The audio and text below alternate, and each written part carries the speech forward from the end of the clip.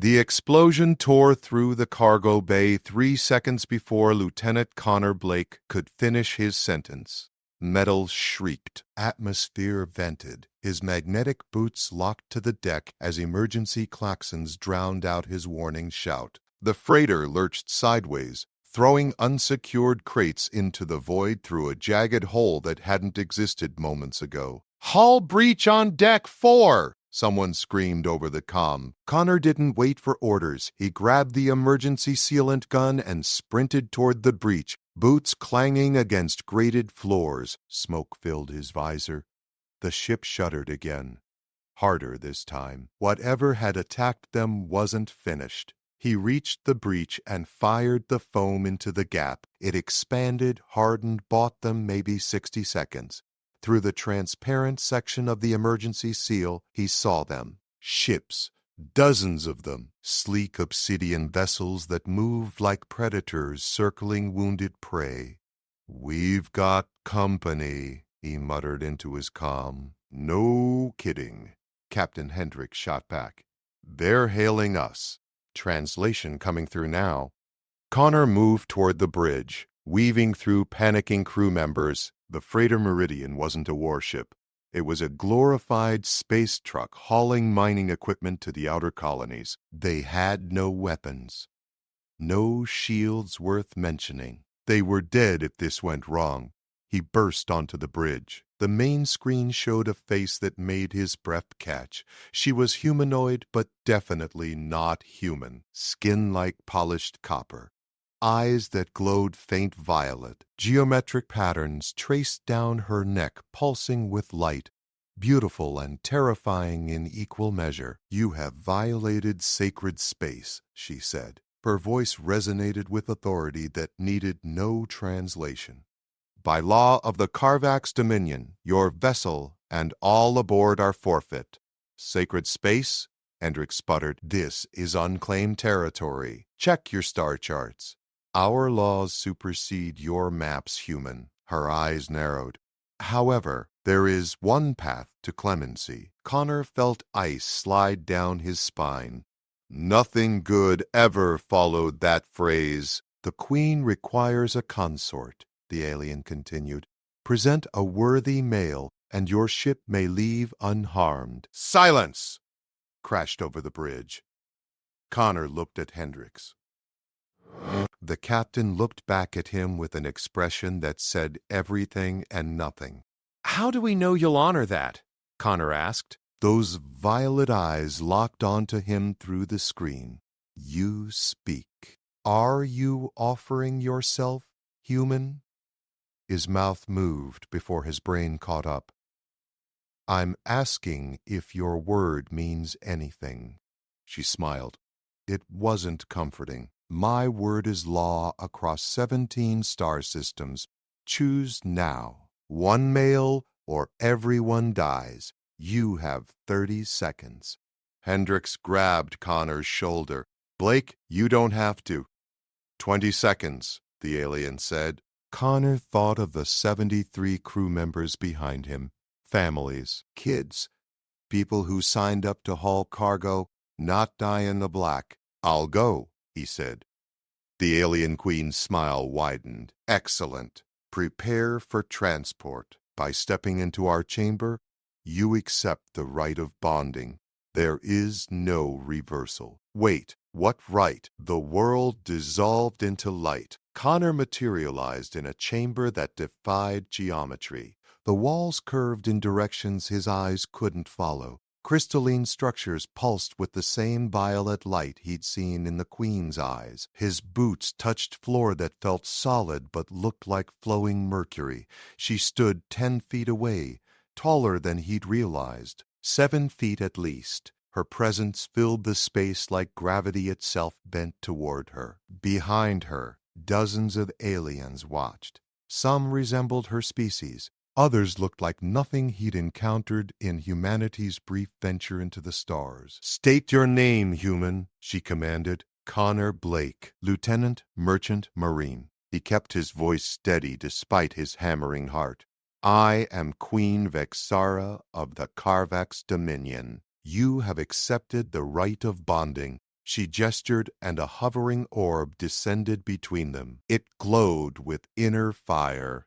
Place your hand upon the sphere of union. Hold on. I agreed to come here so my crew could live. Nobody said anything about bonding or union or you entered this chamber voluntarily.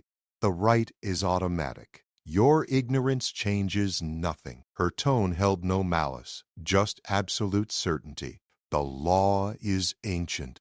The law is absolute. Connor's mind raced. He'd been in tight spots before. Asteroid field navigations, reactor malfunctions, bar fights on Station 12. None of those prepared him for accidentally marrying an alien queen. What happens if I refuse to touch it? Your ship dies. You die. The right fails, which brings shame upon my house.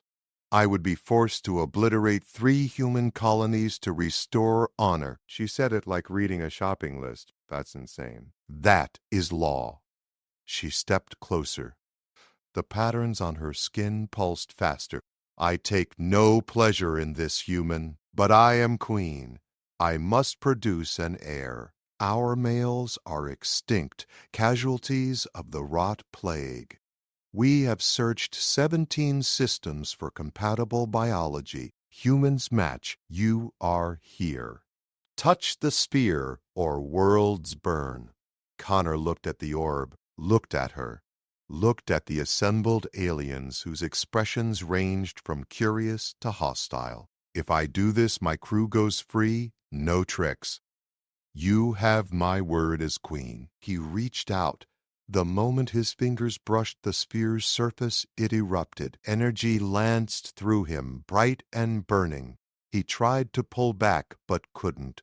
The light crawled up his arm, across his chest, into his eyes and mouth, and everywhere at once. Vexara had touched the sphere's opposite side. The light connected them. He felt her presence slam into his mind. Not thoughts exactly, something deeper. Emotions, memories, the weight of ruling, the desperation of a species dying, the hope that this bizarre solution might work. Then the light faded. He stumbled backward, gasping. His hand burned with new markings that matched the patterns on her skin. It is done, Vexara announced. Connor Blake of Earth is now Prince Consort of the Carvax Dominion. The chamber exploded with reactions. Some aliens cheered, others hissed. One voice rose above the rest. Impossible! The human cannot rule. The speaker stepped forward, a male of a different species, scaled, radiating violence. I challenge this union under the right of combat. Vexara's expression darkened. You dare challenge my choice, General Kryl? I challenge the human's worthiness. If he cannot defend his claim, the bonding is void. Krill's hand moved to a weapon at his hip. These are your own laws, my queen. Connor's stomach dropped. I'm not a soldier. I'm a cargo pilot. Then you will die quickly, Krill said, drawing a blade that crackled with energy. The right of combat permits no weapons beyond what the arena provides. No armor. No mercy. Vexara turned to Connor. For the first time, he saw something like concern in those alien eyes. I cannot intervene. Law binds even queens. If you fall, I must choose another. Your crew's safety was guaranteed by my word. They will live, but you must fight. The floor beneath them shimmered. The chamber transformed. They now stood in a circular arena ringed by spectators. Weapons lined the walls. Swords, axes, things Connor couldn't name. Krill selected a massive hammer that sparked with electricity. Connor grabbed the nearest thing that looked manageable. A staff. Plain metal. No fancy energy effects. You mock me with such a choice? Krill laughed. I'm improvising, Connor shot back. His instructor's voice echoed from basic training. Use your environment. Use your brain. Humans don't have claws or armor, but we adapt. Krill charged. The hammer came down like a meteor. Connor rolled left. The impact cratered the floor where he'd stood. He swept the staff low, caught Krill behind the knee. The general stumbled, but didn't fall. "Clever," Krill growled. But cleverness dies when faced with strength. Connor couldn't match him in power. Couldn't match his reach, but he'd grown up in zero-gay construction zones where one wrong move meant floating into the black. He knew angles, physics, leverage.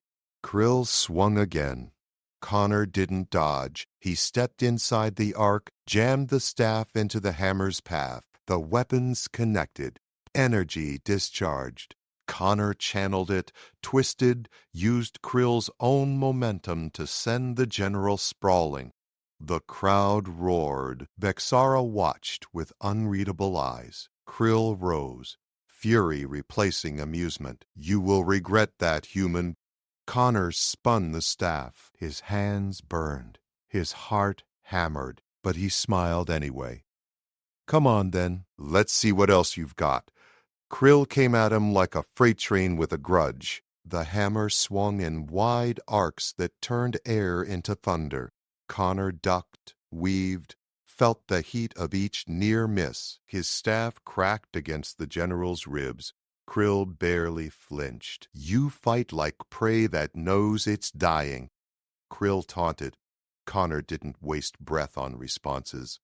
He watched, learned. Krill favored his right side, telegraphed his overhead strikes by shifting his weight backward first. The hammer needed recovery time between swings, a fraction of a second where the general was committed. Connor feinted left.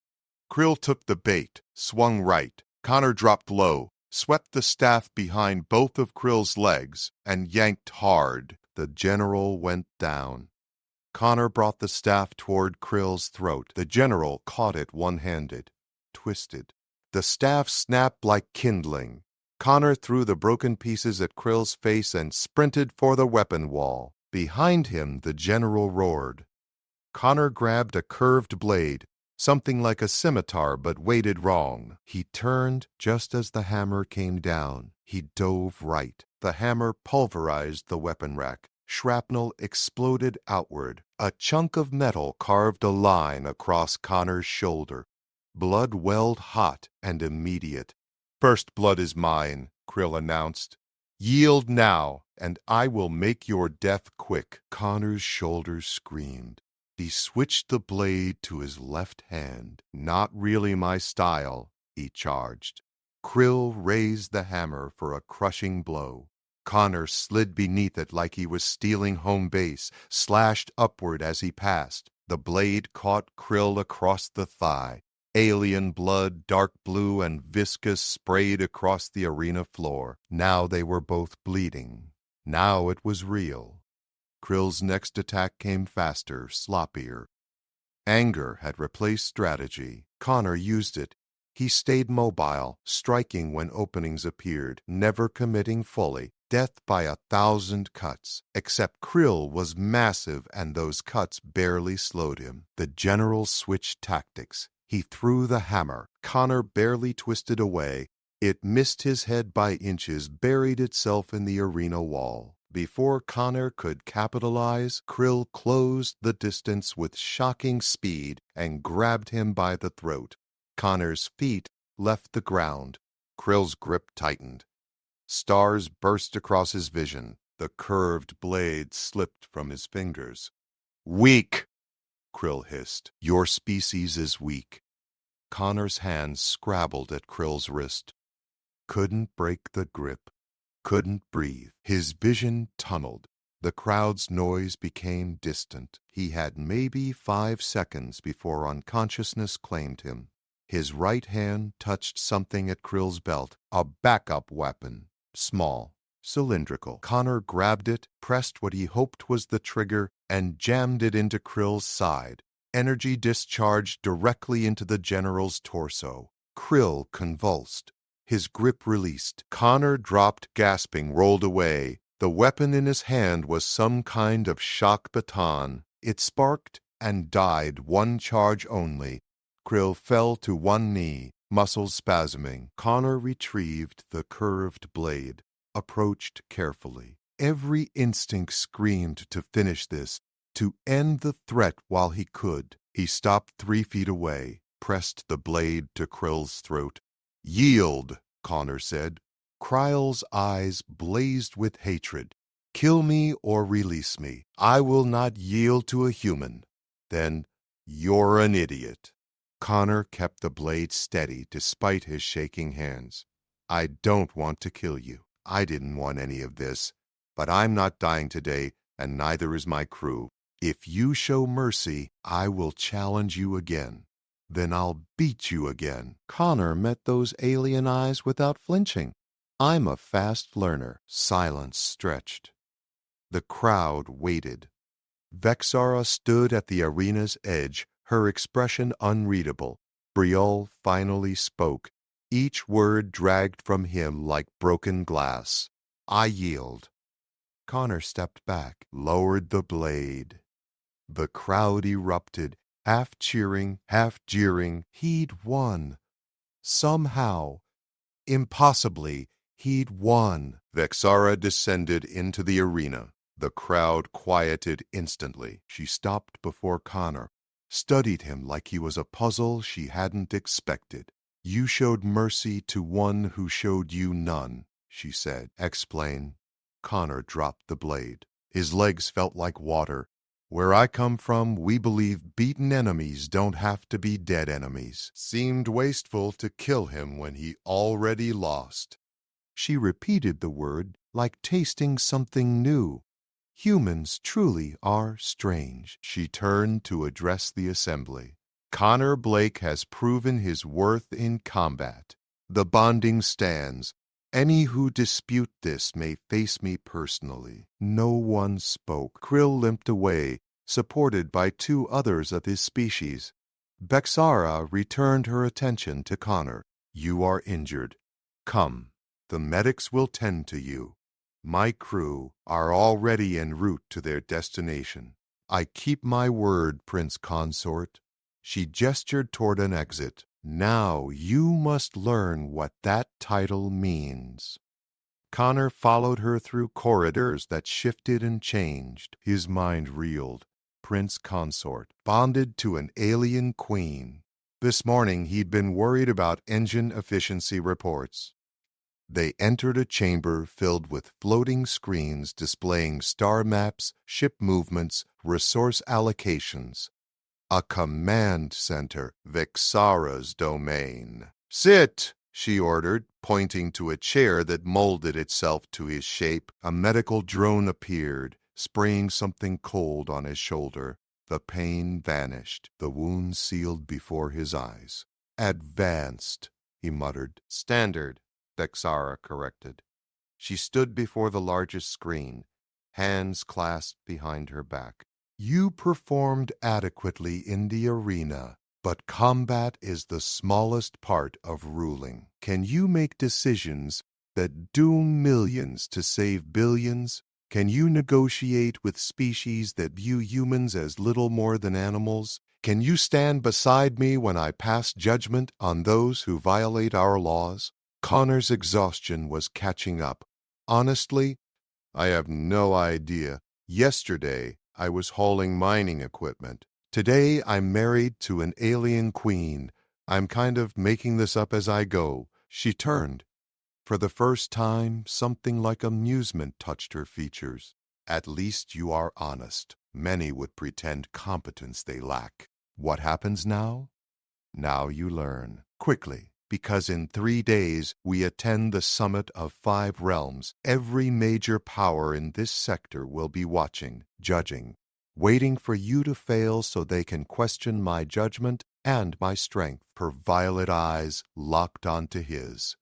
"Do not make me regret choosing you, Connor Blake. I'll do my best. Your best must be extraordinary, because the alternative is war." The next 72 hours felt like drowning in information. Connor sat through briefings that made his head spin. Alien species names he couldn't pronounce. Political alliances that shifted like sand. Trade agreements written in languages humanity hadn't discovered yet. Economic systems based on resources Earth didn't have. Vexara's advisor, a thin alien named Quellis with too many joints in his arms, droned on about protocol. When addressing the Zelnari Collective, you must never show your teeth. They interpret it as a threat display. The Arathi expect direct eye contact for exactly 3 seconds. Then you look away. More is dominance, less is weakness. The Praviks communicate partially through scent, so your human odor may confuse or offend them. Great, Connor muttered. Don't smile. Count to 3, and I smell wrong. Anything else?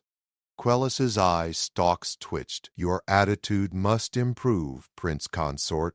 These delegates represent civilizations that existed when your species still lived in caves. My attitude got me through the arena. It'll get me through this. Combat and diplomacy are not equivalent. Both involve not dying. Close enough. Vexara entered the briefing chamber. Quellis immediately bowed. Connor stood, still not sure what the proper gesture was. She'd told him formality between them was unnecessary in private, but every interaction felt like walking through a minefield. Leave us, Vexara told Quellis. The advisors scurried out. Vexara approached the star map dominating the room's center. She gestured, and it zoomed to show a massive station orbiting a blue giant star. The summit occurs here. Nexus Station, neutral ground for 2,000 years. 5 major realms meet to discuss territorial disputes, trade routes, and military alliances. She highlighted different sections in varying colors. Red is the Arathi Empire. Green is the Zelnari Collective. Blue represents the Praviks Confederacy. Gold is the Thane's sovereignty. Purple is us, the Karvak's dominion. Connor studied the map. The purple section looked small compared to the others. We're outnumbered. We are strategically positioned. The hyperspace nexus that allows rapid travel through this sector runs directly through our territory. They need our cooperation, but they also resent our leverage. She turned to face him. Which is why your presence changes everything. I don't follow. You are human. Your species has been spacefaring for less than a century. You possess no significant military might, no ancient claims to territory. To the other realms, humans are curiosities at best, potential servants at worst. Her patterns pulsed brighter. But I have bonded with you, made you my equal in status. This sends a message. Connor felt ice in his gut. What message? That the Karvak's dominion seeks new alliances, that we are not bound by old prejudices, that we are unpredictable. She smiled, sharp and cold. They fear unpredictability. It gives us power, so I'm a political statement. You are my consort. The politics are secondary, but inevitable. She moved closer.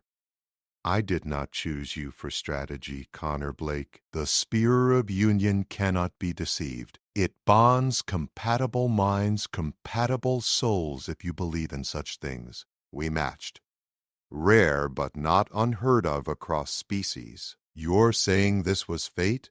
I am saying the sphere recognized something in you that complements something in me. Whether you call that fate or chemistry or cosmic coincidence matters little. Her hand rose, and she traced one of the marks now on his arm. These patterns connect us now. I feel your presence constantly, like a second heartbeat. Can you feel mine? Connor concentrated. There was something. A warmth that wasn't his own. A steady pulse beneath his thoughts. I feel it. That connection will strengthen. In time we may share thoughts, emotions, perhaps more. Previous bondings have resulted in abilities neither partner possessed alone. She pulled back. But first, we survived the summit. Come. You need proper attire. The clothing Vexara provided looked ceremonial and entirely impractical. Deep purple fabric that seemed to absorb light, metallic threads woven through in patterns matching the marks on his skin, a collar that felt like wearing authority itself. "I look ridiculous," he said, examining himself in a mirror that showed angles impossible in normal physics. "You look like a prince consort of the Carvax Dominion." "There is a difference." Vexara wore matching colors, her outfit far more elaborate. She looked like power incarnate. The shuttle departs in 1 hour. Use the time to review the delicate profiles Quellis provided. Connor did. The information swam in his head. Ambassador Thrax of the Orathi Empire, known for aggressive negotiation tactics. Speaker Vren of the Zulnari Collective, rumored to have assassinated 3 political rivals. High Commander Ulix of the Previx Confederacy, veteran of 17 wars. Lord Canix of the Thane Sovereignty, ancient beyond measure and twice as cunning. And now Connor Blake, cargo pilot, somehow expected to sit among them. The shuttle ride to Nexus Station took 3 hours. Connor spent it staring at the void, trying to quiet his racing thoughts. Vexara sat beside him in silence, reviewing reports on a holographic display. "Are you afraid?" she asked suddenly. "Terrified." "Good. Fear sharpens the mind. Overconfidence kills." Nexus Station grew larger in the viewport. It was enormous, a structure that dwarfed anything humanity had built. Ships from 100 species docked at its many ports. The station itself gleamed like a jewel against the star's blue light. "One more thing," Vexara said as they prepared to dock. "There will likely be an attempt on your life during this summit." Connor's head snapped toward her. "Excuse me? Killing you would embarrass me, weaken our position, possibly void the bonding depending on how quickly it occurred. Several delegates have motive." She said it calmly, like discussing the weather. "My security forces will protect you, but stay alert. Trust no one except me." "You could have mentioned this sooner. You would have spent 3 days worrying instead of learning. Better to worry now when it matters." The shuttle docked with a gentle thud. The airlock cycled. Beyond it, Connor heard the sounds of the summit. 1,000 conversations in 100 languages. The future of this sector being decided by beings who barely acknowledged humanity existed. Vexara stood, extended her hand. "Ready, my consort?" Connor took it. Her skin felt warm despite its alien appearance. The marks on his arm pulsed in rhythm with hers. "No," he said honestly, "but let's do this anyway."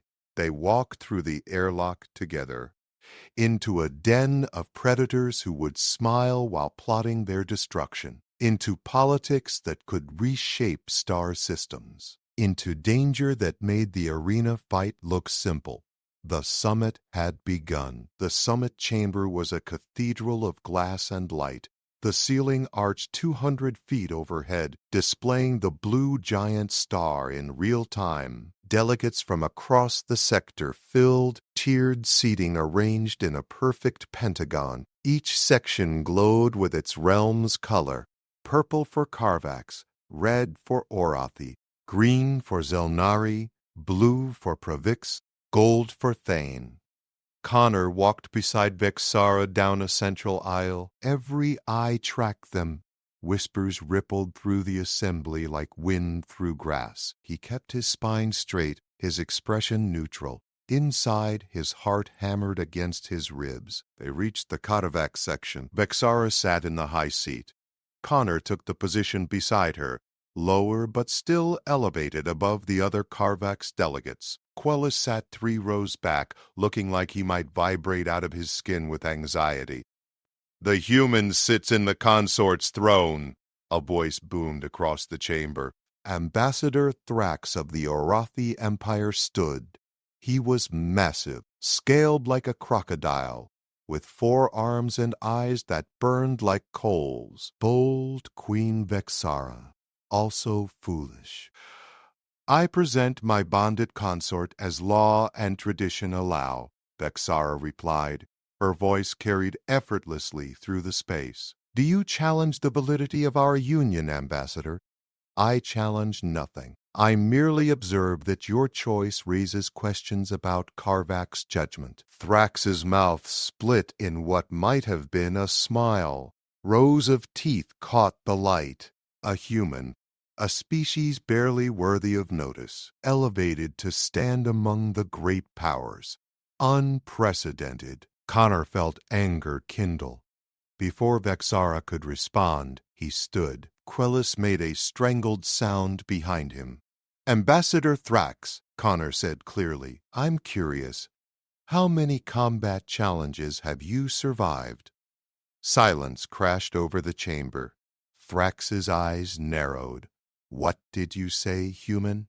Simple question. I survived one 3 days ago, earned my place through the rite of combat, which I believe your own people considers sacred. So I'm wondering about your credentials. Vexara's hand touched his arm briefly. Warning or approval he couldn't tell. The connection between them thrummed with something that felt like surprised satisfaction. Thrax's scales rippled with color changes Connor didn't know how to interpret. You dare? I dare because I have the right, Connor interrupted. Unless you're saying the rite of combat means nothing? That your own traditions are worthless? Speaker Vren of the Zalnari Collective laughed. She was serpentine, coiled in her seat like a living sculpture. The human has teeth, after all. Interesting. Interesting or suicidal?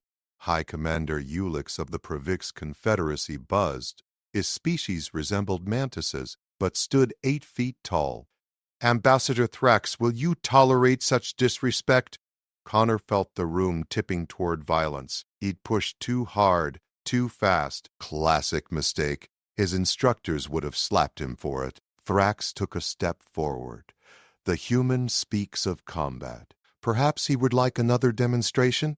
The summit operates under rules of sanctuary, Lord Canix stated. The Thane representative looked almost human except for the silver skin and eyes like polished mirrors. No violence within these walls.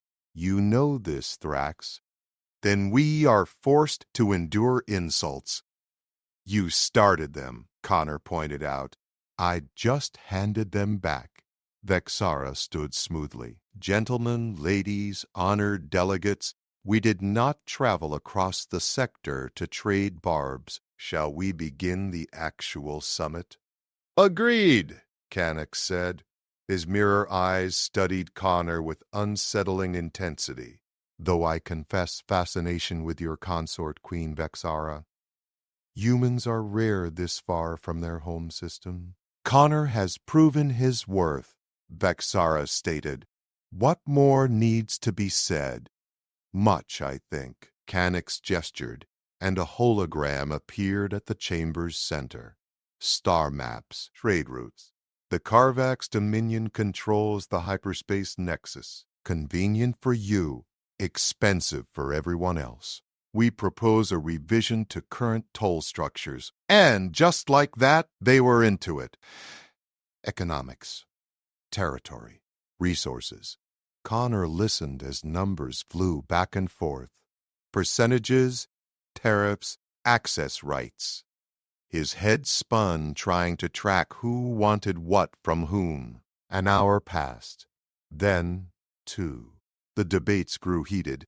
Thrax wanted military passage rights through Karvak space. Vren demanded exclusive mining rights to 3 asteroid belts. Ulix proposed a mutual defense pact that seemed designed to box the Karvaks into a corner.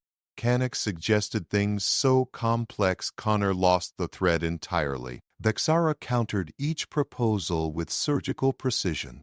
She gave a little here, demanded more there, played the delegations against each other so smoothly they barely noticed. Connor watched her work and understood why she ruled. This wasn't just intelligence, it was art. During a brief recess, Quellis approached them. Prince Consort, your outburst was unwise. Got Thrax to back down, didn't it? Got him angry. There is a difference. Quellis's eye stalk swiveled nervously. Be more cautious. Please. Connor grabbed a drink from a passing service drone. The liquid inside looked like mercury, but tasted like citrus. His third cup. He was probably going to regret that. You handled yourself well, Vexara said quietly.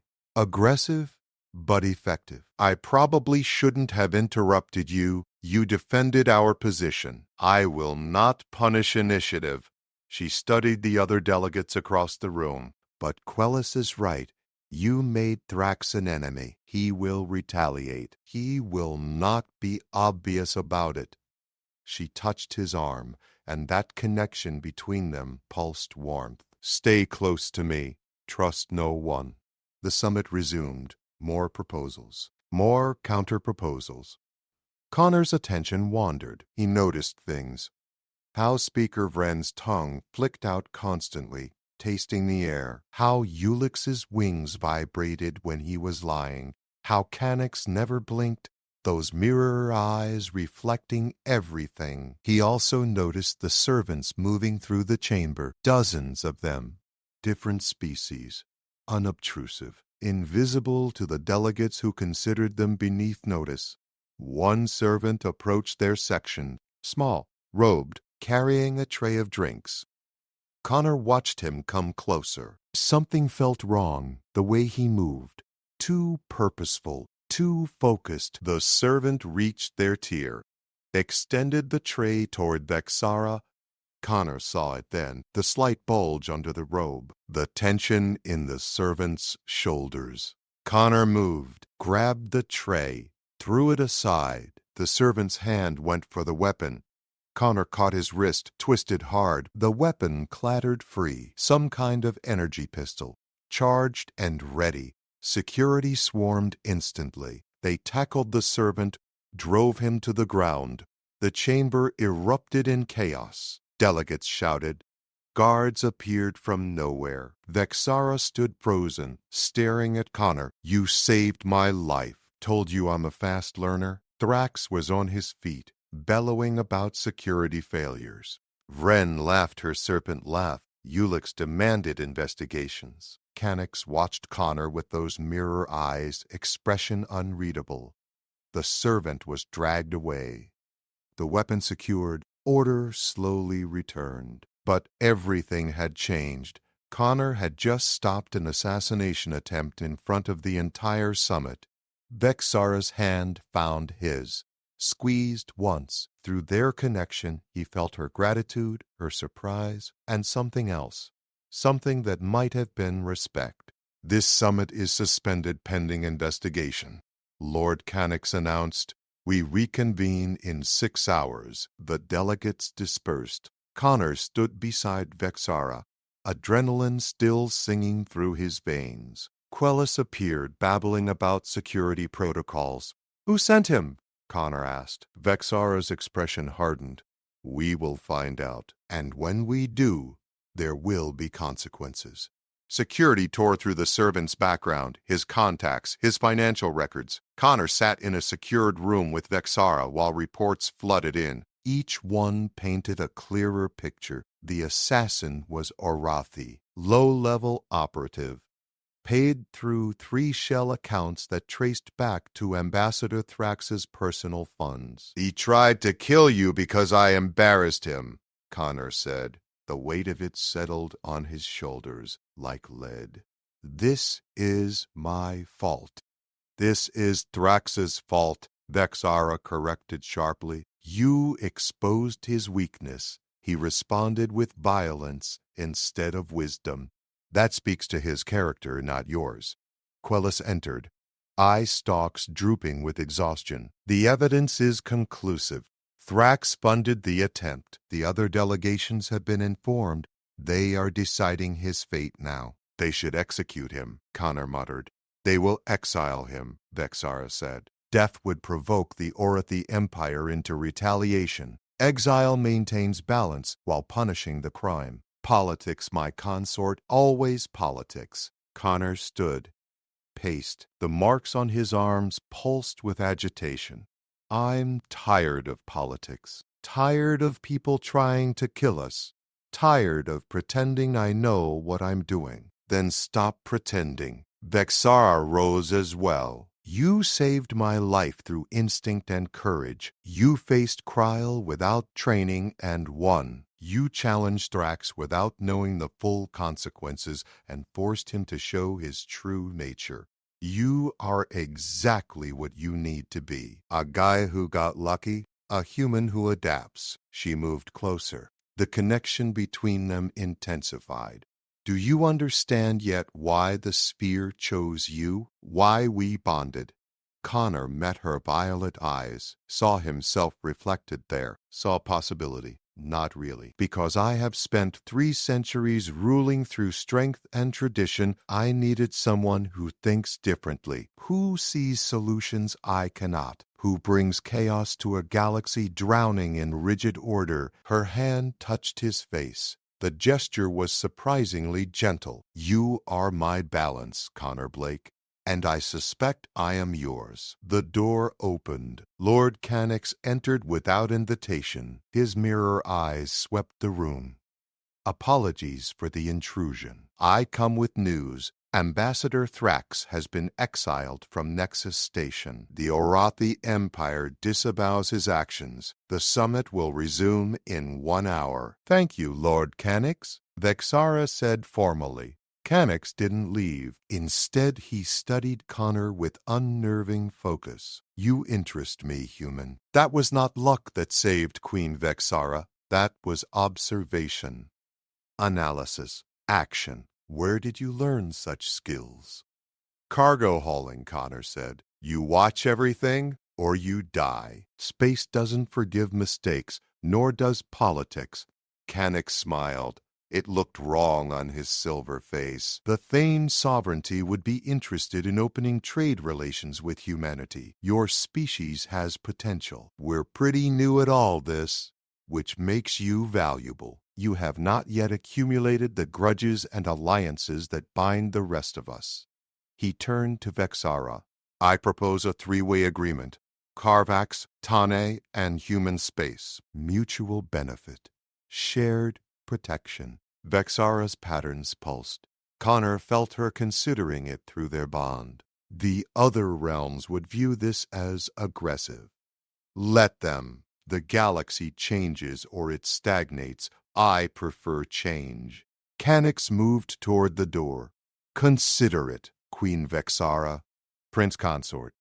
We reconvene soon. He left. Quellis made a choking sound. An alliance with the Thane sovereignty? That would shift the entire balance of power. Exactly. Vexara murmured, which is why we must consider it carefully. The final session of the summit felt different. Thrax's exile hung over everything. The delegates were cautious now, polite. They'd seen what happened when games turned deadly. Agreements were reached, trade routes established, tariffs adjusted. The Carvax Dominion maintained control of the hyperspace nexus but reduced tolls by 12%. The Previx Confederacy gained mining rights to 2 asteroid belts in exchange for technology sharing. The Zelnari Collective secured passage rights for scientific vessels. And quietly, privately, Vexara and Cannix signed preliminary agreements for future cooperation. Nothing binding yet, just possibilities. When the summit concluded, Connor felt like he'd aged 10 years in 4 days. Back on Vexara's flagship, he collapsed in their quarters. The room had adapted to accommodate human needs. A bed, normal gravity, air that didn't smell alien. Vexara entered, removed her ceremonial attire. Underneath, she wore something simpler. She looked less like a queen and more like a person. You did well, she said. I mostly tried not to die. A worthy goal. She sat beside him. Connor, I must ask, do you regret this? The bonding? Being thrust into a role you never sought? He thought about it. Really thought about it. The fear, the confusion, the constant sense of being overwhelmed, but also the thrill, the purpose, the connection to something larger than himself. Ask me again in a year, he said finally. Right now, I'm too tired to regret anything. She laughed. Actual laughter. The sound was surprisingly human. Fair enough. Through their bond, Connor felt her emotions clearly now. Relief that the summit had succeeded, pride in how he'd handled himself, and underneath it all, something warmer, something that might have been affection. What happens next? He asked. We govern, we build alliances, we face challenges I cannot yet predict. She leaned against him, together. Connor wrapped an arm around her shoulders. It should have felt strange, alien queen and human cargo pilot, but the bond made it natural. Right. Together, he agreed. Somewhere outside, the Carvax fleet prepared for departure. Nexus Station grew smaller in the viewport. The blue giant star blazed eternal. Connor Blake had boarded a freighter 5 days ago expecting routine cargo runs. Now he was consort to a queen, prince of an alien dominion, partner in galactic politics. He'd accidentally wed an alien queen. Chaos had absolutely ensued, but somehow, impossibly, he was exactly where he needed to be. The marks on his arms pulsed in rhythm with Vexara's. 2 heartbeats, 2 minds, 1 bond. The galaxy was vast and dangerous and filled with species that would happily destroy them both. Connor smiled. Bring it on.